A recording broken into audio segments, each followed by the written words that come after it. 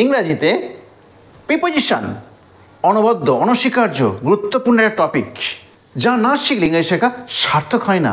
আমরা জানি প্রিপোজিশন কথার অর্থ কী। দেখো, প্রি মানে আগে, আর পজিশন মানে পরে। প্রি মানে আগে, পজিশন মানে পরে। তোমার মনে প্রশ্ন জাগতেই পারে, স্যার কার আগে কে বসে? প্রিপোজিশন বসে নাউন বা প্রোনাউনের আগে। ক্লিয়ার? হ্যাঁ, তুমি আবার বলতে পারো কেমন জায়গায় বসে, কি প্রিপোজিশন বসে। হ্যাঁ, প্রিপোজিশনের বিভিন্ন রকমারই আছে, আমি সেগুলোতে আসছি। প্রিপোজিশন কোথায় বসে, কেন বসে, আমি সেটাও বলছি। অর্থাৎ প্রপার ইউজ অফ প্রিপোজিশন বা কারেক্ট ইউজ অফ প্রিপোজিশন আমি বলছি। আগে তুমি জানো প্রিপোজিশন কি জিনিস। দেখো, preposition is a linker between noun or pronoun and the rest part of the sentence. আমি দুটো প্রিপোজিশন উদাহরণ দিচ্ছি। দেখো, দি বয় ওয়েন্ট টু স্কুল, বারোটা গেল স্কুলেতে। এই ওয়েন্ট টু, এই টুটা হচ্ছে আরে preposition. And John is afraid of ghost, John হয় ভীত ভূত থেকে। তোমার মনে প্রশ্ন দেখতে পারে এখন, স্যার এই যে টু আসছে, এই যে অফ আসছে, কেন আসছে, কেন আসছে? হ্যাঁ, আজকে আমি ওইটা শেখানোর জন্যই এসেছি। কোন প্রিপোজিশন কার আগে বসবে, কেন বসবে, অর্থাৎ প্রপার ইউজ অফ প্রিপোজিশন, এটা শেখানোর জন্য আমি আজকে উপস্থিত হয়েছি। আমি আসছি ডিটেলসে। প্রতিটা প্রিপোজিশন পর স্টেপ বাই স্টেপ শেখাবো। তুমি একটু ধৈর্য সহকারে শিখতে থাকো। এইটুকুর জন্যে আমি একটা লাইক আশা করতেই পারি, এবং এটা ছোট্ট অনুরোধ করছি, এই চ্যানেলটা এখনও সাবস্ক্রাইব করে না থাকো, সাবস্ক্রাইব করে দাও এবং পাশে বেল আইকনটা বাজিয়ে দাও। এবং যদি ভিডিওটা ভালো থাকে বন্ধুদের প্রচুর পরিমাণে শেয়ার করো। চলো, let us discuss in details.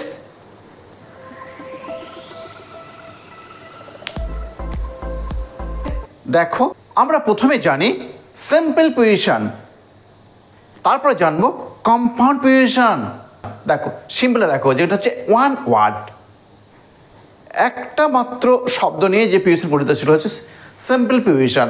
দেখো কি আছে, at, of, on, in, to, by, with, for, from, up, over.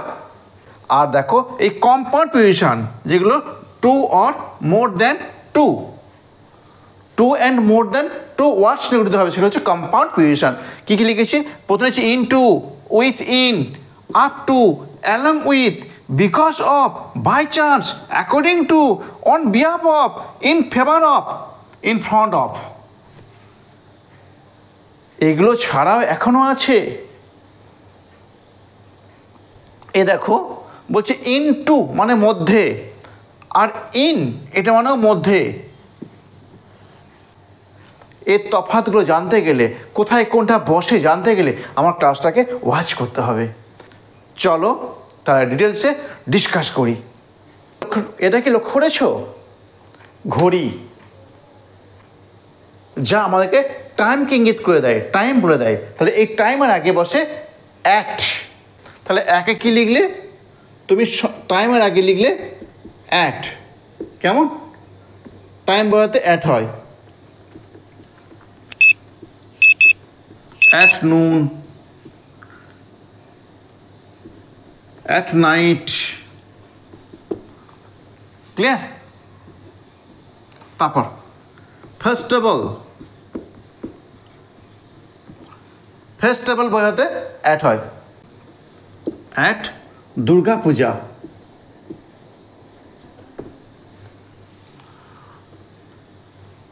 কোনো সভা বা সেরিমনি, এর শুরুতে অ্যাড বসে, শেষেও অ্যাড বসে। কেমন? সেরেমনির শুরুতে, স্টার্টিংয়ে অ্যাড বসে, at the beginning, at the ending. তাহলে কী লিখলে? টাইমের আগে অ্যাড বসে, ফেস্টিভ্যাল আগে অ্যাড বসে, সেরেমনির আগে অ্যাড বসে। ক্লিয়ার? মেজারমেন্ট বোঝাতে অ্যাড বসে, গতিবেগ বা পরিমাপ এটা বোঝাতে অ্যাড বসে। আমি বলতে পারো তুমি, the train is running at a speed of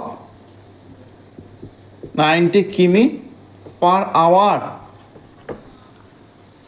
ট্রেনটা ছুঁয়ে দিয়েছে 90 কিমি প্রতি ঘন্টায় অ্যাড বসলো। কেমন? এছাড়াও কোনো কিছু পয়েন্ট, একটা ছোট্ট পয়েন্টকে একটা পয়েন্ট ইঙ্গিত করতে অ্যাড বসে, বড় জায়গার আগে অ্যাড বসে, ছোটো জায়গার আগে অ্যাড বসে। ক্লিয়ার? তারপর কার কার আগে অফ বসে? ভয়। আচ্ছা বাংলা লেখো ভয়। আচ্ছা ভয়ের তুমি একটা ইংরেজি বলো, যে কোনো একটা ইংরেজি ভয়ের বলো। Afraid, okay, afraid, afraid of. Fear, হ্যাঁ ফেয়ারফুল অফ। আর আর আর আর ও স্কার, ইয়েস স্কার অফ। তুমি যতগুলো পারবে ইংরেজি বলো ভয়ের, দেখো ভয়ের পর অফ Oh বসবে। my god. তারপর লজ্জা, অহংকার,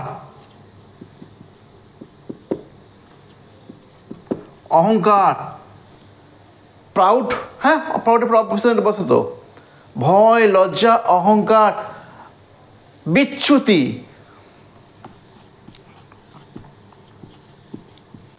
আশাবাদী। আশা করলে তার আগে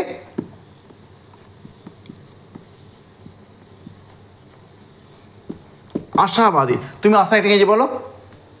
হোপফুল, ইয়েস হোপফুল অফ। হ্যাঁ আশার কর। তাহলে তুমি কি পেলে? ভয়, লজ্জা, অহংকার, বিচ্যুতি, আশা। এই দেখো তুমি 5টা পেলে। এরপর কিন্তু অফ বসে। তুমি আর লিখতে পারো দায়ী, মানে দায়ী, charge. He is charge of murder.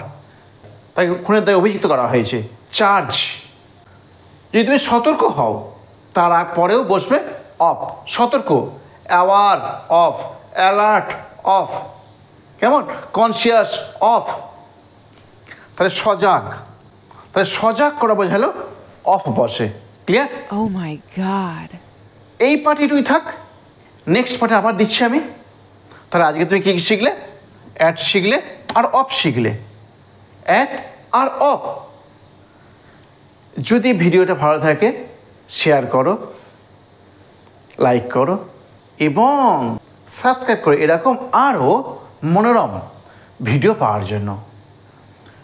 এটা 1 নম্বর দিলাম। আবার আমি নেক্সট সেকেন্ড পার্টটা ছাড়ছি।